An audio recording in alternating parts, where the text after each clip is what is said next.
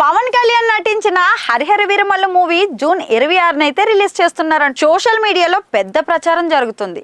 ఏకంగా పోస్టర్లు కూడా వెలుస్తున్నాయి. అఫీషియల్ టీం నుంచి వచ్చినట్టే పోస్టర్లు ఉండడంతో ఫ్యాన్స్ నిజమా కాదా అని కన్ఫ్యూజన్తో అవుతున్నారు.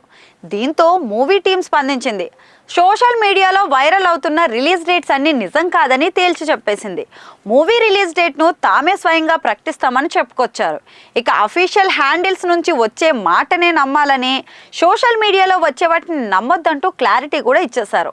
ఇక రిలీజ్ డేట్ను త్వరలోనే తాము కూడా ప్రకటిస్తామని, అప్పటి వరకు ఫ్యాన్స్ వెయిట్ చేయాలని కోరుకుంటున్నామని చెప్పారు. వీరమల్లు సినిమా జూన్ 12న రిలీజ్ చేస్తామని ప్రకటించినా చివరికైతే వాయిదా వేశారు.